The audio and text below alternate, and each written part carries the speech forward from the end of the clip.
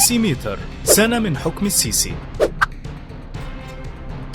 الشباب المصري الواعي قدر بثورة يناير انه يؤسس لدولة جديدة على قواعد الديمقراطية والتعددية، واستطاع بضغط الميدان على المجلس العسكري انه يجري الانتخابات التشريعية والرئاسية، والميدان قدر ينجح محمد مرسي ضد مرشح الثورة المضادة وقتها أحمد شفيق. مرسي كان وافي لثورة 25 يناير وكان حريص على تحقيق أهدافها ومبادئها، وبدأ بأخطر خطوة علشان ينهي حكم العسكر لمصر، وهي إقالة غالبية أعضاء المجلس العسكري وعلى رأسهم طنطاوي وعنان. الخطوة دي كانت ممكن تنهي حكم مرسي وتعجل بالانقلاب العسكري اللي حصل بعد 10 شهور بس، بالإضافة لإقالة رئيس جهاز المخابرات ورئيس الجهاز المركزي للمحاسبات والنائب العام. السيسي بقى عسكر البلد مرة تانية بتعيين كمية لواءات كبيرة جدا كمحافظين. مرسي أنشأ نيابة الثورة بهدف القصاص للشهداء، وشكل لجنة تقصي حقائق في قتل الثوار اللي تمكنت من كشف أدلة جديدة ضد رموز نظام مبارك، وكان من المفترض إن النيابة تبدأ التحقيق بناء على الأدلة دي لولا وقوع الانقلاب. السيسي طلع كل قتلة الثوار براءة، بداية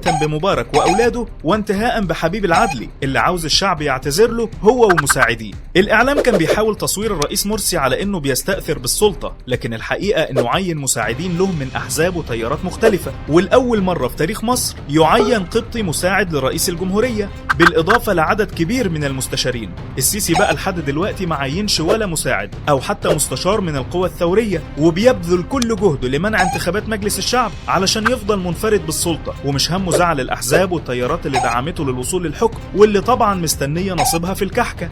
جميع التشريعات اللي أصدرها مرسي كانت لمصلحة الثورة والمواطن البسيط.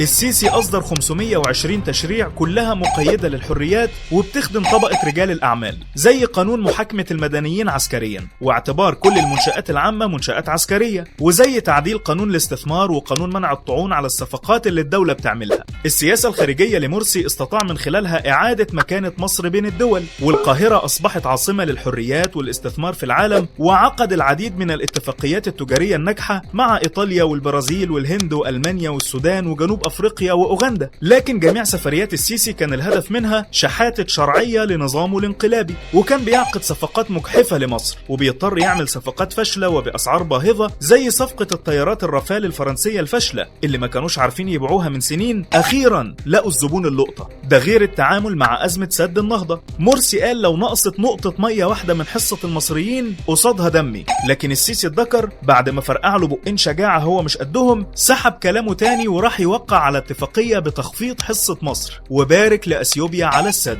مرسي كان دايما يقول نحن لا نصدر ثورتنا لأحد، علشان يطمن دول الخليج اللي كانوا مرعوبين منه. السيسي برعونته بيقول جملته الشهيرة مسافة السكة، وراح يتدخل في اليمن ويبعت سلاح للسفاح بشار الأسد عشان يقتل الثوار، وكمان شارك في حصار غزة وراح يضرب ليبيا بالطيران. طول عمرنا بنقول إن العسكر ملهمش في الحكم ولا السياسة، العسكر ما يعرفش غير تنفيذ الأوامر وبس، العسكر ما عندهوش حاجة اسمها ديمقراطية والرأي الآخر، العسكر وظيفته الوحيدة هي حماية الحدود وأمن الوطن والمواطن.